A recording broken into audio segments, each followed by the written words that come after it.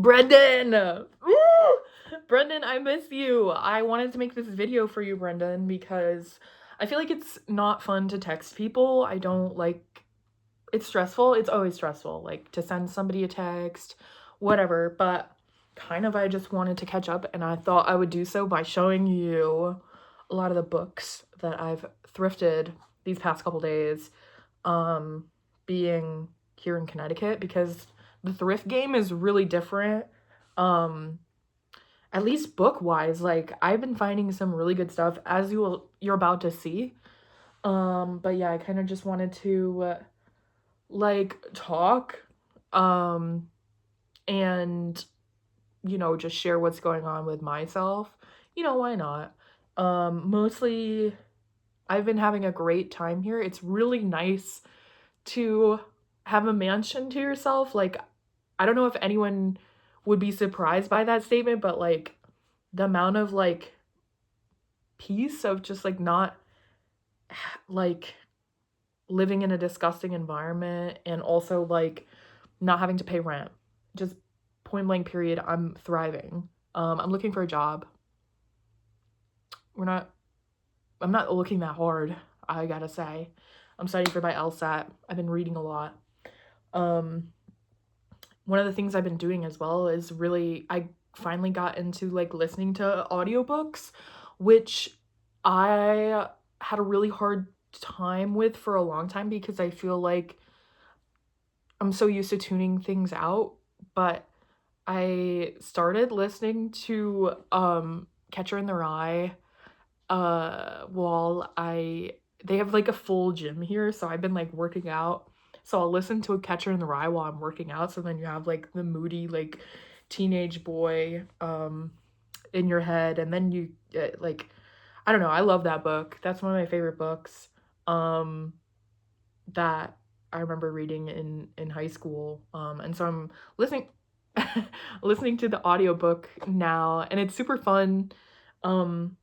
My favorite part about that book is just like how it feels like it's the it's one of like the only stream of consciousness like books that I've read where it doesn't feel like it feels very authentic to like what I can envision the brain doing. Like when Holden's speaking, I can follow his thought patterns. Really interesting. Um, and yeah, I love that book. Um, I've also just been like walking around like the grocery store or the thrift stores where I've been browsing for books and like little things here and there that I need for the house. And it feels very good to have your headphones on and then be listening to a book. And it feels I feel like with music sometimes it's an invitation into your own mind, but then when you're listening to the audiobook, it's like an invitation of like for you to tune in and actually take something away or learn something or consider something new, which I really like. Because reading um is just a really like I think important for me. I found to just really be able to understand and consolidate like all of the parts about myself and my brain that I don't understand, somebody's written about in some way or another, or anything I'm interested in, somebody's written about. And so books for me have been really great in like just I feel like it's the one solitary activity where it feels constructive to myself and my future and allows me to learn more about literally just everything, and it makes me feel really connected to um other people even when I'm alone, which is like my big thing. So yeah, I have got a lot of books that I want to show you that I got because I think you'd be interested in seeing. I'll start out with the one I'm most excited about and that I already started. Classic Venus in Furs, duh, by Sahar Masa. And I have been really like in a whole like erotic literature, but more so concerning with like power and masochism, sadomasochism, and things like that. I feel like the part, at least in my life, that nobody talked about with like interpersonal relationships, like I understood a lot about whatever. I'm very open to being like queer stuff. What, who cares? But nobody, I never really understood like like power and how power works in people's relationships. And like I feel like in my life and like my journey of like being with other people, things, there's always just like that underscore of um a certain power dynamic that is, even if it's stated to be something else, there can be like some sort of subconscious like understanding of like these really rigid binaries of power, like masculine, feminine, um and whatever. It's just in everything related to personal relationships of any type. This fun I really like. In the beginning there's like, so I haven't gotten too far into the novel yet, because in the beginning there's like a bunch of correspondence. There's letters from like a 19-year-old girl who she is she writes to Sahar Masa on the last day of 1874. And she writes like, this has been the worst year, I'm so bored, I want to kill myself, like kind of things like that. And it's super dramatic, and she's like 19, and she wants to be a writer like him. She wants to write, but people don't understand her stories because they're too dark. And so there's these great letters between them where she'll send like her writing and he'll critique it, and then she'll say, I'm giving up on that, I don't want to do that one anymore. Like, I don't know, I've been reading that back and forth, and then I skipped ahead to get to the novel, so I'm like, not, because I was like, I don't really understand what they're talking about until I read the novel. And it's just really funny because a lot of like erotic literature, especially written by men, is, it's just very like, the things that they're thinking are extreme are just like whatever. It's like he's talking about like like his biggest oh, I didn't see this. So there's a receipt in here from 1999. Oh shit, I don't know if you can see it, but then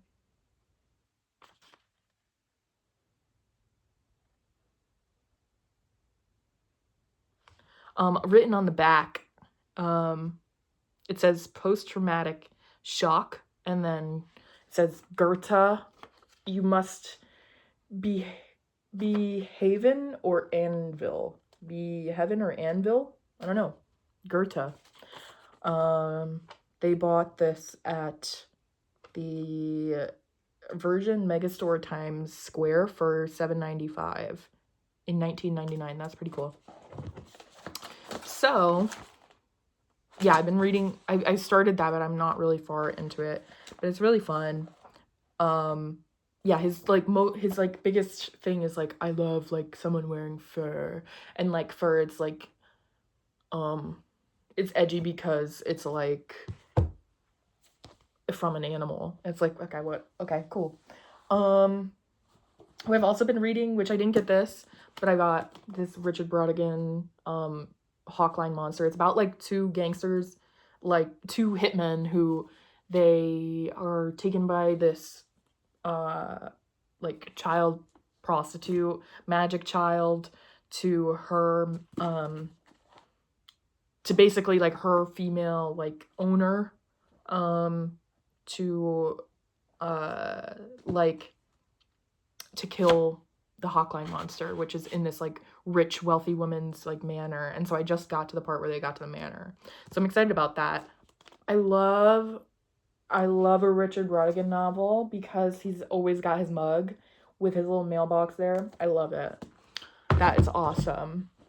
One that I got today that I was super excited about, this novel by Saeed, covering Islam. This is his third book, I think, where his first is Orientalism, and then he has the question of Palestine, I think.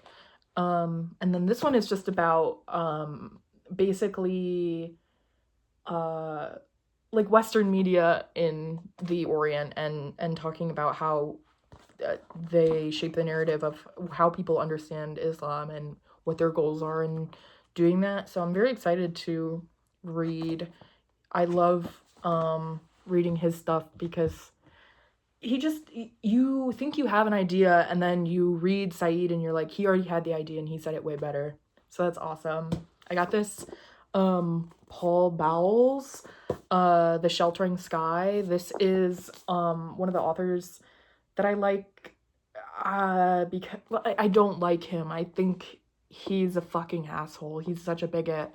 But he's like one of the expats who lived in Morocco for a while. So this is pretty much like his most Morocco-centered self-insert. I am not exactly sure what it is about, but 3 American travelers adrift in the cities and deserts of North Africa after World War II. Yeah, so basically like Americans in the desert. He is trouble. He is real trouble. He is a racist motherfucker. It's more complicated than that, but like these kind of people annoy me. Like I feel like when I was doing my research, I was always trying to avoid the kind of like beatnik style authors, but it's inevitable when you have when you're in a place like Morocco where there's like a large community of expats after World War II, and most of them are homosexuals because there's a great international zone where you can go and have sex with anybody and whatever. Anyway, that's beside the point. I got this Che Guevara biography. My sister and her roommate, my sister studies Cuban history. That's like her thing. And so I'm like, if she doesn't have this, I'm giving it to her. If she does have it, I'll read it maybe. But I mean, he's beautiful. Yeah, I always like, my sister tells me everything about Cuba. So like yeah, I hear a lot about him from her. I got My Own Country, doctor's story about basically his experience working wherever he was, about working with AIDS patients during the AIDS crisis. So yeah, I'm excited to read that. Will be a lot probably. Let's see what else. Oh, When Brooklyn Was Queer. This is a novel by Hugh Ryan I've been meaning to read for a while. It is all like, somebody read this and I love it.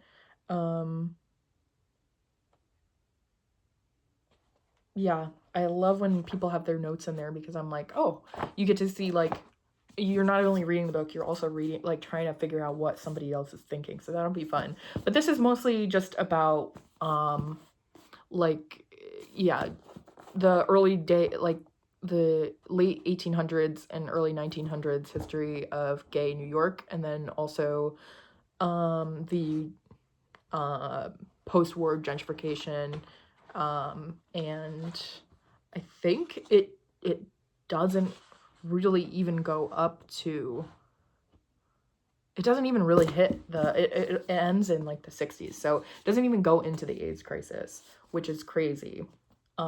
which is really awesome because there's not a lot of books that where you can learn queer history pre-AIDS. Yeah, so that's super cool. Brazil, John Updike. I would love to read this. I basically, okay, yeah, they, it's like a cursed like love story in Brazil. I'm really excited. I haven't seen the movie, but I've listened to the soundtrack. So I am very excited to read that. Simone Levay, The Sexual Brain. This is basically like about, this is like neuroscience related to sexual behavior. So it's fucking awesome. This is something like I will read probably in a sitting. And I'm very excited about that. That is gonna be awesome. Oh my gosh. I also got The Language Police by Deanne Ravitch, which is about like exactly what it sounds like, book censorship and the process of censoring for publishers. I don't know when was this published. Let me see, because I am curious. 2003. So yeah, I mean, this is something I've always been interested in. Mostly like recently, like there was like a couple years ago where there was like a big whole trend where people were trying to get queer books out of libraries, like these right-wingers. And we had like a huge, there was like a huge debate about it in Sandy Hook because this was a couple years ago. I was home for some sort of break during college, and I was so excited because I got to go to the school board, what is it, meetings, and then I got to basically like yell at people, and then they quoted me in the paper. I was like, yes, oh my god, thank you. Because I love a fight. I love a fight, and I like to be right. And when you're telling kids like that they can't read books, it's like, or like that certain books shouldn't be offered in the library. It's like, well, the kids aren't even going in the library and checking out books. Like, first of all, you should be mad about that, not mad about what kinds of books are in there, because who the fuck cares? And also, so many books are way fucking worse than, like, I don't know, The Summer I Turned Gay or whatever books they were trying to ban. That's not even real. Holy shit. The Long War by Andrew Bakovich, which he's a professor at Boston University. And this is basically about like post World War II, where it just looks at like U.S. national security policy, and like all the fucking pointless wars we've gotten ourselves into, and the way we've basically destroyed the planet through abusing intelligence. So that, ugh, this is probably one where it's like I'll pick a chapter, I'll read it, okay, and then if I get it's like all the chapters are very different, like the origins of the American way of war versus American insecurity. I love it. I'm so excited. This looked interesting. I don't know anything about this, but I was interested in it because it says it's about the protagonist. His favorite book is the Guinness Book of World Records, and he wants to someday visit Niagara Falls. And then he has his talent is that he knows when people are lying, and he wants to be a world famous lie detector.